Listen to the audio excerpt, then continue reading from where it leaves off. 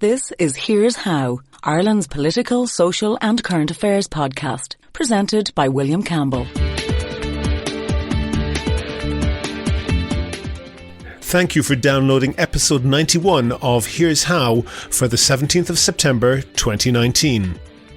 I got a big reaction to the Brexiteer I had on the last podcast, but things got a bit tense when I talked to one academic known for her staunch pro-European views.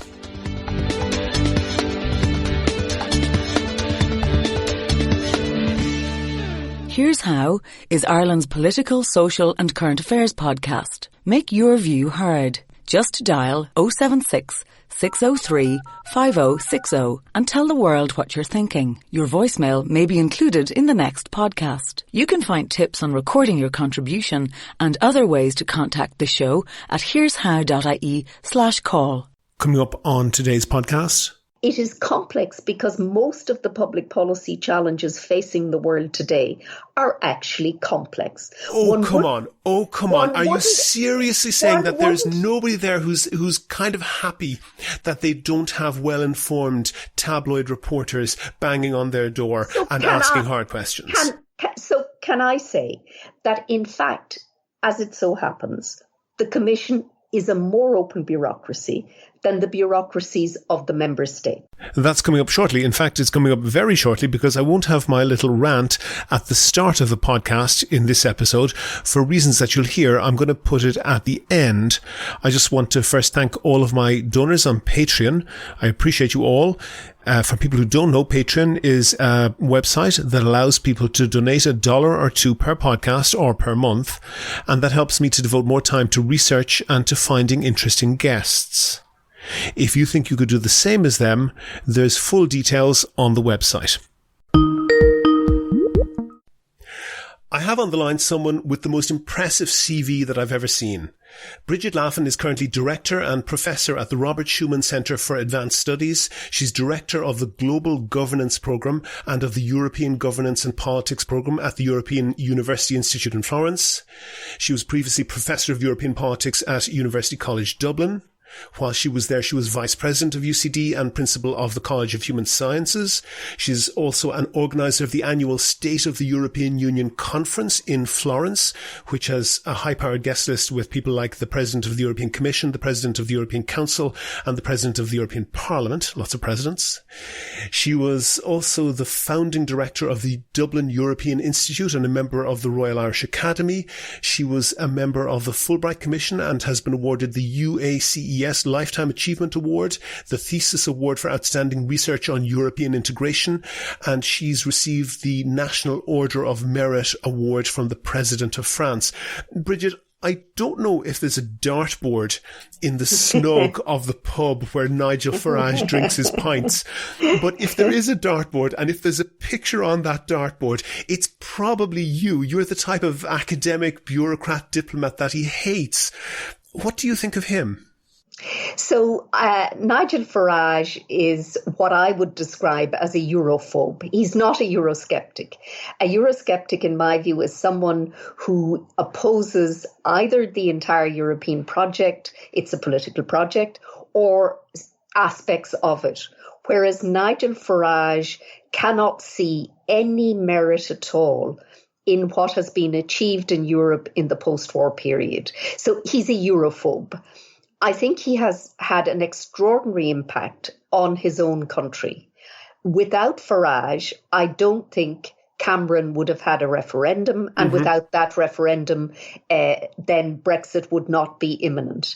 So I think he is someone who has started at the fringes of politics, but someone who has had an extraordinary impact, a much more significant impact in Britain than he's had in Europe. He's regarded in the European Parliament as someone who's not serious. He turns up for all the photo ops, he takes the money, but he actually doesn't do any work. And so he does not have influence within the Parliament, but has had extraordinary influence, in my view, in the United Kingdom. I disagree, I have to say. I don't think he's Europhobe. I think he's an opportunist. You may agree that he's an opportunist as well, but I think that opportunists take opportunities when they come, and without an opportunity, there is no opportunist. It's true, though, isn't it, that the EU has created opportunities for him in the sclerotic and sometimes very inefficient and corrupt way that it works? So again, I think one has to, so I agree he's an opportunist. He's a populist and an opportunist. Mm-hmm. But in my view, he is also a Europhobe in that he is incapable of looking at the EU in the round and both what is right and what is wrong. And I think in a way what has happened in Europe is far too much political space has been granted to those views. Why do I say that? The EU is a political system. It's a very young political system, but it is debated politically in ways that one wouldn't debate the United States, for example. So one could argue the United States faces very similar challenges and its politics also have very serious problems. But one doesn't talk about the contingency of the United States. One doesn't talk about the disintegration of the United States. So the problem I have with what I call the Europhobic element is that they actually look at the EU in extreme terms. And the EU is a political system, and like all political systems, it operates on the basis of power, on the basis of values, and on the basis of preferences. And what the EU is, and there's, in my view, only one EU available, is the product of what could be agreed by 28 countries. So I can think of lots of areas where the EU should do more, but I don't see the political governmental... Wait, pause with that. Pause. You say they should do more. Do you mean that they should improve, or they should have greater competencies, they should have greater powers? So, for example, with the euro area, in my view, you must finish banking union, because until you complete banking union, you will make the banking system in Europe vulnerable. But that is central banks. No, it would be a deposit insurance scheme that would back up the euro. So that means if a Greek bank goes under because they've been lending money against some rock in the middle of the mountains in Greece, that the rest of the taxpayers of Europe should bail out that bank? No, I think what there has to be is mechanisms available, in other words, pots of money available to be used in extremis to make sure that the euro area is secure.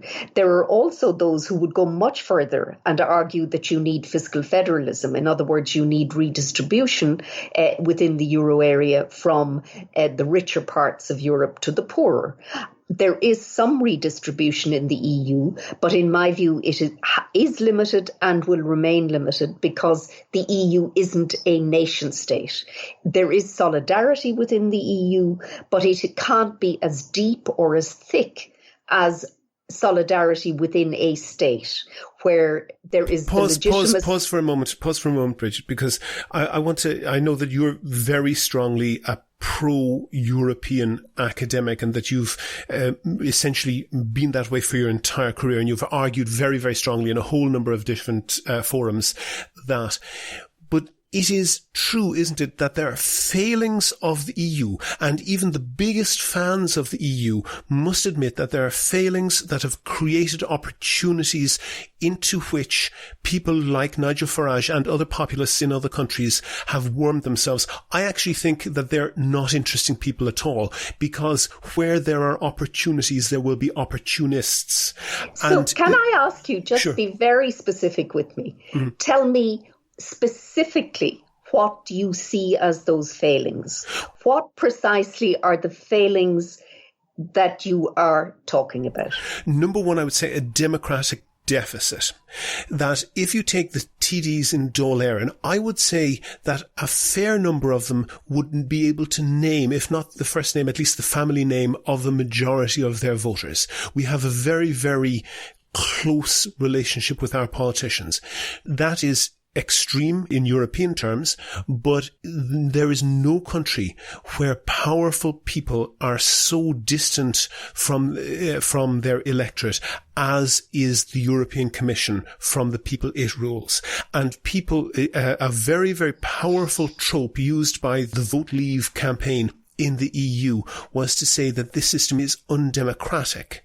And that might be wrong. No, that might be wrong in some very specific cases. But the sheer distance and the sheer difficulty of the average voter of understanding, let alone influencing the members of the Commission and their behaviour, is damaging in itself, isn't it? So can I just, on democracy, democracy is both a set of ideals, a set of institutions and a set of practices. And democracy operates at different scales. Yes. The larger the scale matters. So you can have very intimate democracy in a small town, the Greek city-states. Yes, and yes. as you go up in scale, democracy by definition is different. We live in a world today where there are different forms of democracy, both representative, deliberative, and direct democracy, which is the classical referendum.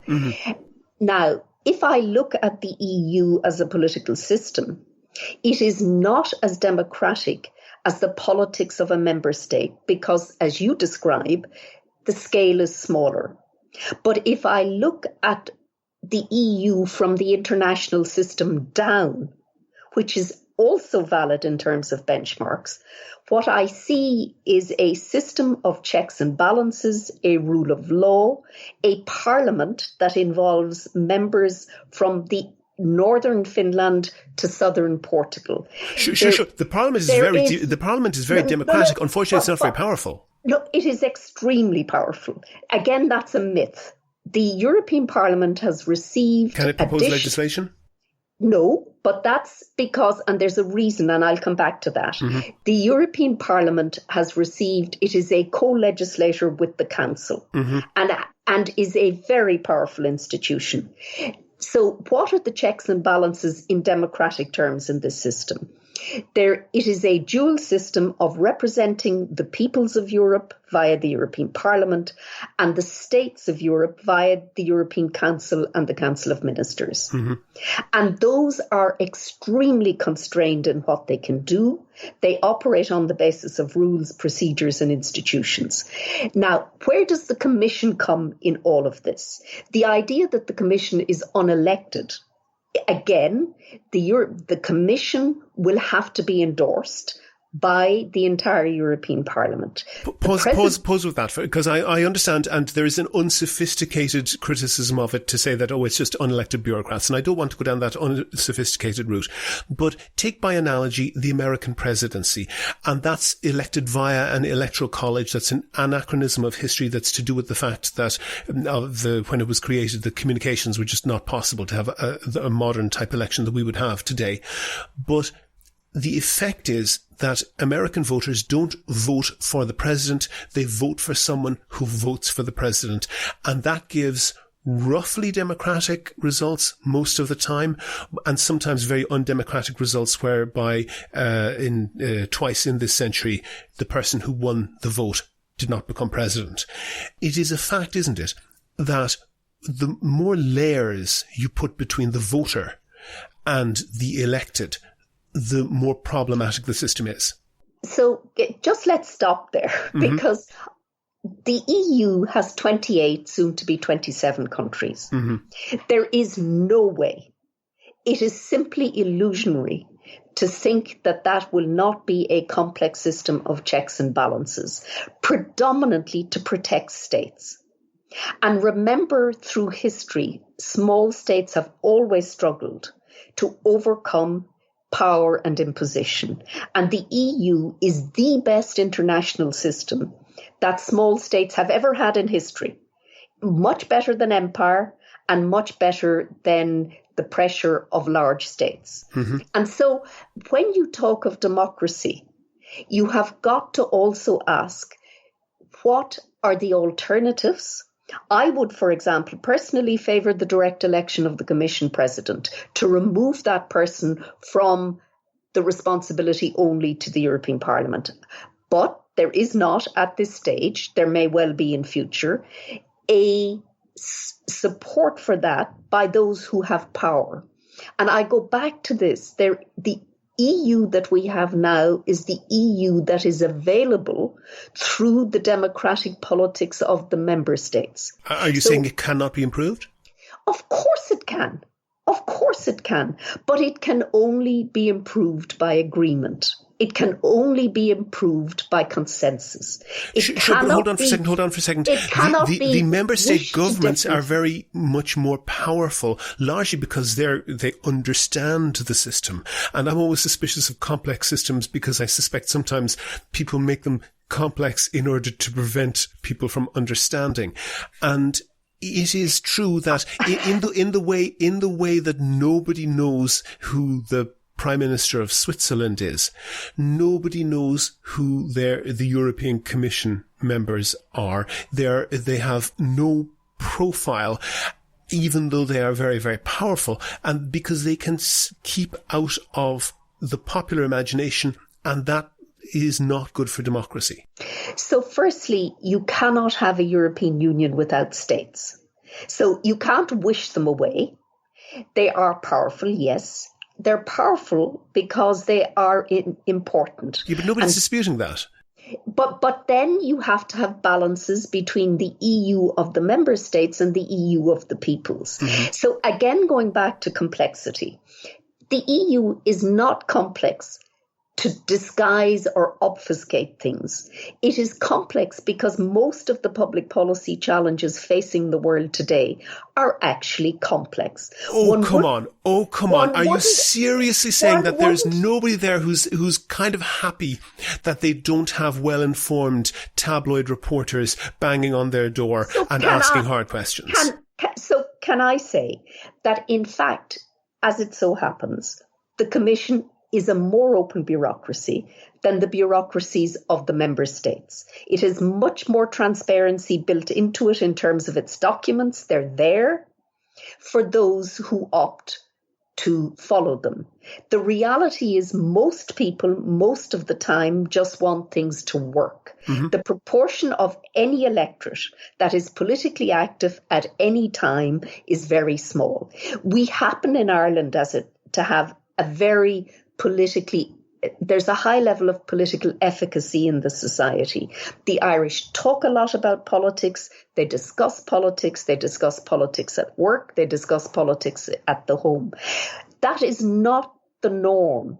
So again, I'm not arguing, nor would I argue, that the EU there isn't a different EU available. But that EU can only be legitimized and be available if it comes through the consensus of the member states. It can't be willed into reality. Sure, of course. That's true. But it can be blocked quite easily by powerful people who are on the inside track who know. And I'll give you a specific example, and you'll be familiar with the Santer Commission, which resigned en masse under the weight of its own corruption. What has significantly changed to make sure that situation could not arise again? So that was in, I think, 1999. They resigned. So let's be very clear, the weight of its own corruption. Yes. That is a complete exaggeration. There was Edith Cresson, one commissioner, mm-hmm. and she was clearly in my view, abusing her position. Mm-hmm. And she was abusing her position by appointing someone who she was having an affair with. It wasn't even big bucks. So this idea that the weight of its own corruption, in my view, is simply wrong in fact. Now, the Santer Commission could have survived if Santer himself had decided to use his power to kick her out. Mm-hmm. He thought he could weather it, and he couldn't. And in my view, it was a very salutary exercise for the Commission, because it was the first time through the Budget Review Committee of the Parliament where a commission had to go. But again, this language, I really object to. No, but hold on. I disagree. I disagree with this. Hold on for a second. Well, I'm sorry. To argue that well, let's put it in context for Irish listeners. Put it in context for Irish listeners. The not corrupt Irish commissioner involved was Pádraig Flynn. Yes. So Pádraig Flynn is not someone who has any respect in Ireland. And the fact, I'm correct in saying, that European commissioners have essentially immunity from prosecution in any member state. No. Are you arguing that Pádraig Flynn was corrupt as a commissioner? Is that the argument? Well, we know that Pádraig Flynn was corrupt in other matters. I'm sorry.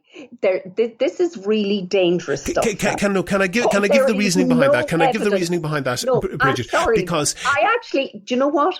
I really find this, I must say, I agreed to talk to you. Mm-hmm. I find the way in which you raise Pádraig Flynn, there is no evidence whatsoever he was corrupt as a commissioner. I'm not suggesting there was.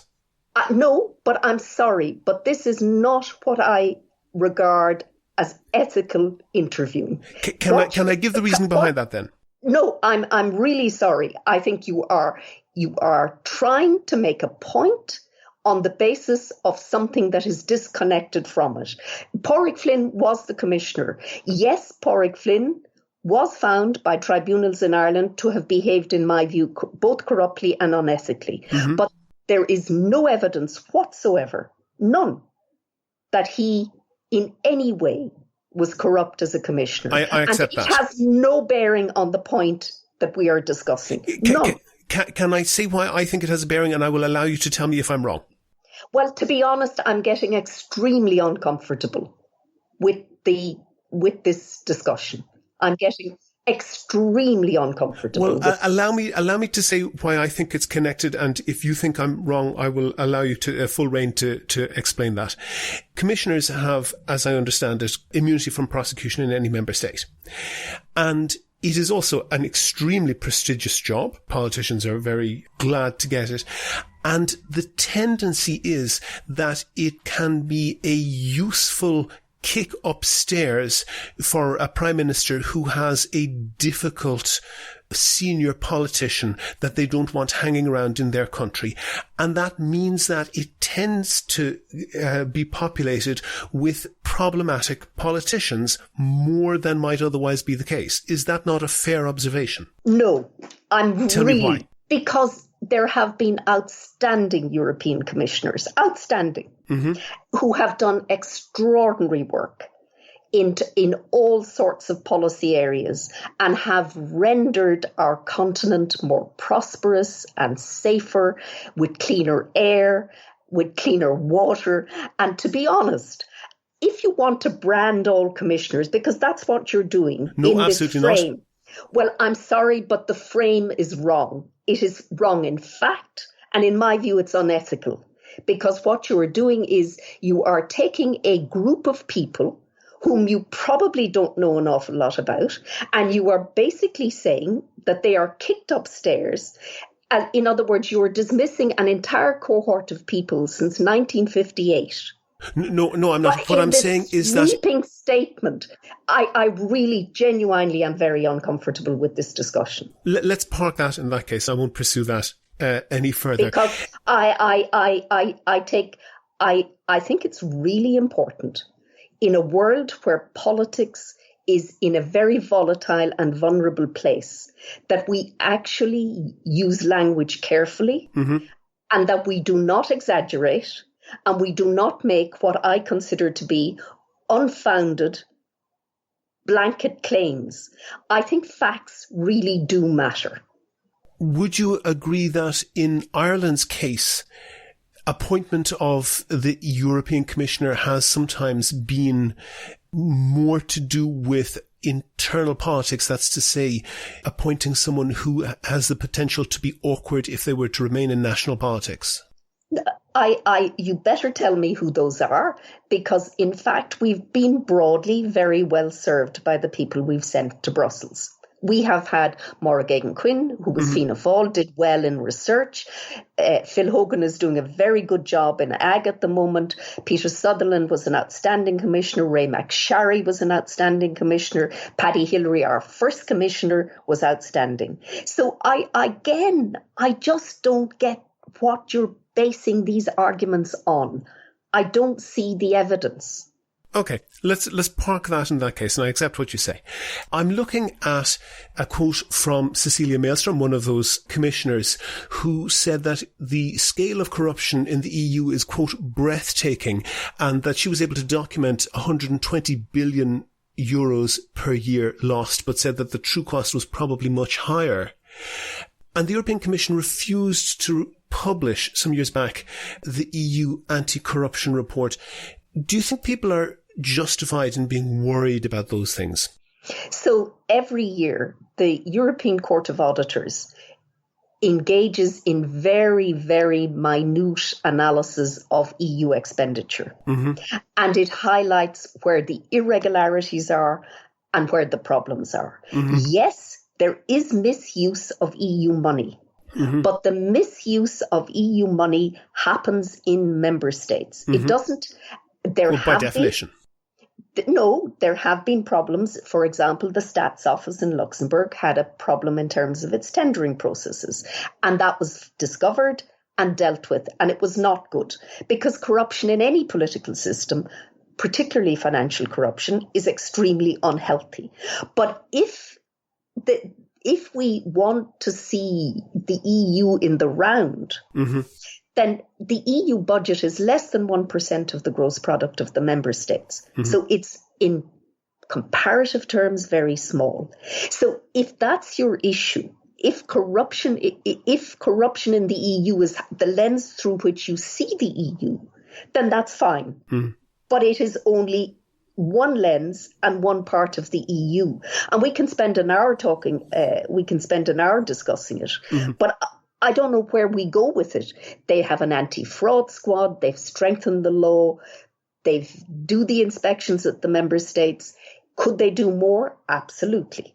Absolutely. But it's not. This idea that the EU is weighed down by corruption is a myth of the British tabloid press. Can I just go to a quotation from Carl Dolan, who's the director of Transparency International EU? He said, "The gap between the rhetoric from President Juncker and Vice President Timmermans and the reality on the ground is striking. Now more than ever, we need a strong and visible commitment to tackling corruption. Rising populism and the weakening of the rule of law across Europe requires concrete action from the EU on fighting corruption." He was clearly not satisfied with that. I'm much more worried about the rule of law. Bridget, the reason allow me to expand on that just before you answer, because the reason I wanted to speak to you was because it was the connection between the two. Because I agree with you that I think the populists are a threat to the rule of law and a threat to democracy, and they have an opportunity to use those issues when they're not tackled correctly. They're using migration as the swing also issue. As well, that's more. true. No, much more. Yes. Much more. It has much more salience in politics. It is, in terms of when you ask Europeans what worries them, corruption is not in the top 10. The link is with the populists in Europe have mobilized largely, not exclusively, on migration and on the so-called elite and establishment, but mostly on migration. So again, yes, the rule of law, what's happening in Poland, what's happening in Hungary, is very problematic. But the question is, would it have been better to keep these countries with weak histories of democracy outside the EU, or is it better that they're in? Much better for their people that they're in. There are systemic risks involved. They're not good. And the EU again struggles with the rule of law issues, because in the end of the day, what happens in the EU can't save a country from itself. It simply can't save a country from itself. So unless the domestic electorates of these countries take on their governments. The EU can make things more uncomfortable, and they should. In my view, they should use funding much more as leeway, much more carefully. Mm-hmm. But they can't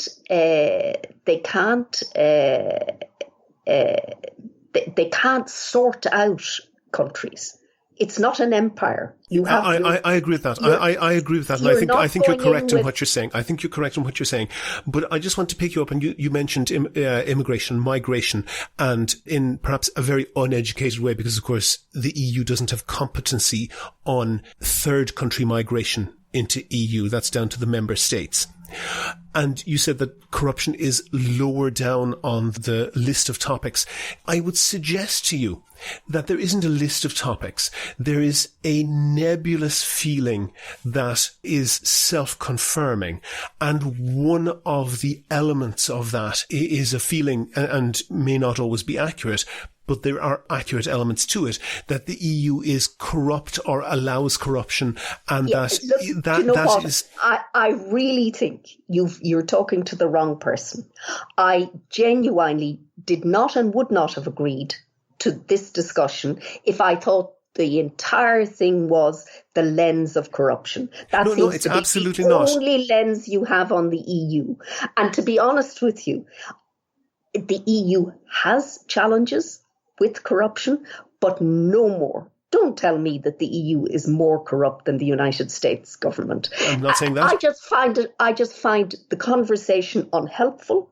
I don't genuinely think we're getting anywhere, and I would prefer to stop. Well, let me give you one very open question. I don't want anything that we have said used in any way. Can I just re-emphasize this? You have no authority to use this conversation in any way. Well, that doesn't have any purchase, but I mean, I'm not happy with this conversation from the beginning. My fault.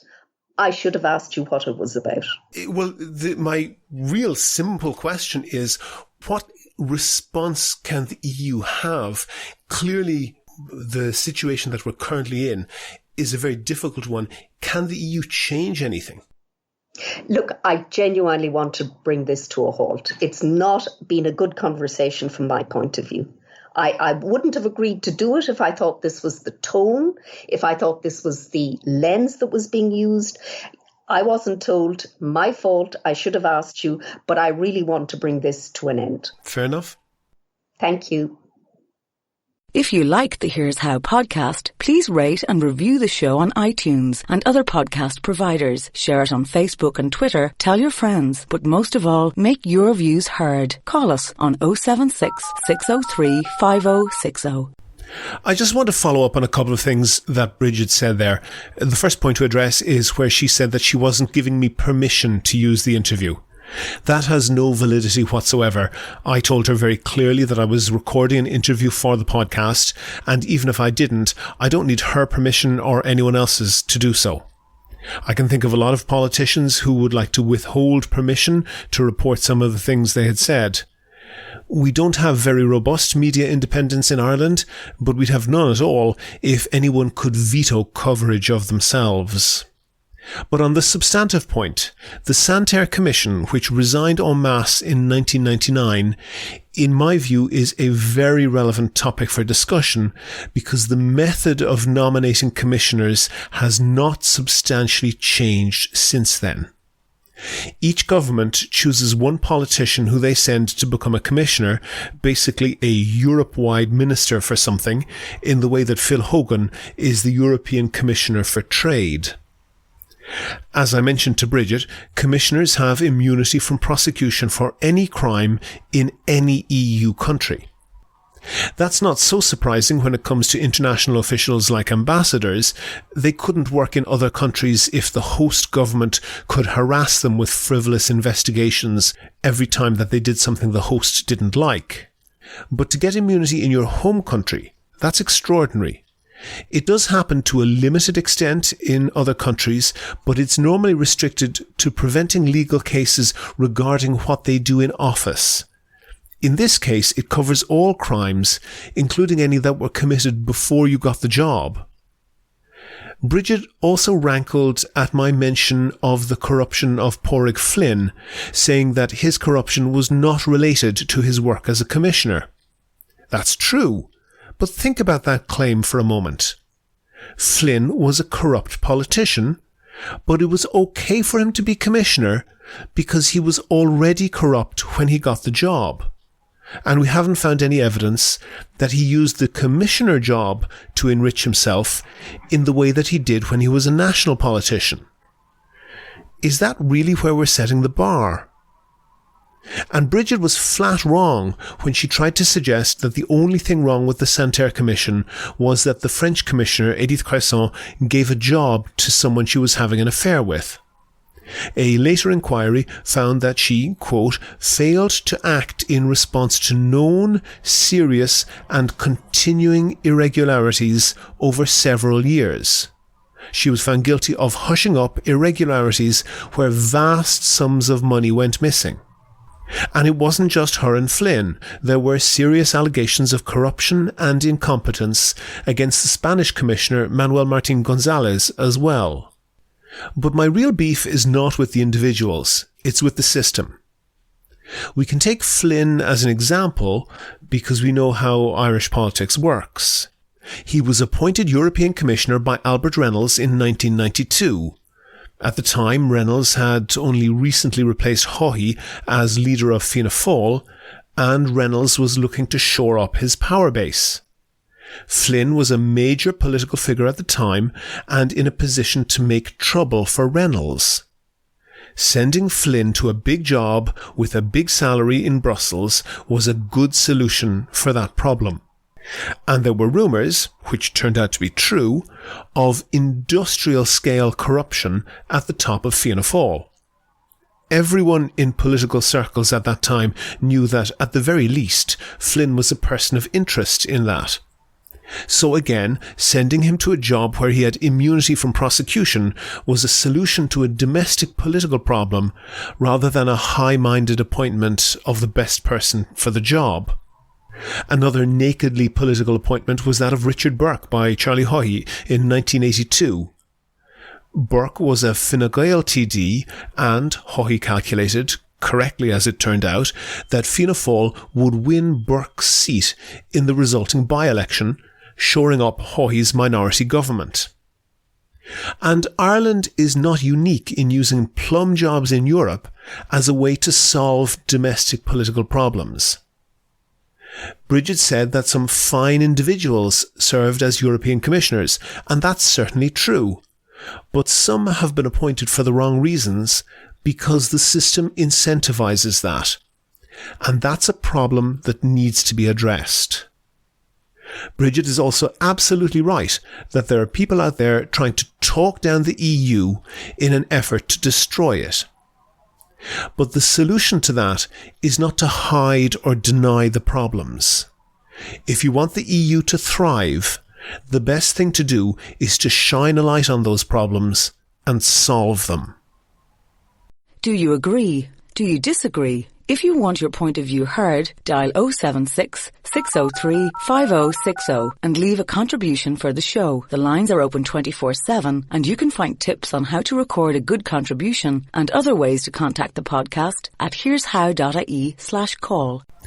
Go to the website for sources and references from the show, and while you're there you can like the show on Facebook, follow at Here's How Podcast on Twitter, and follow Brigid Laffan at Brigid Laffan, and get in touch with me if you can suggest a guest or a topic for a future show.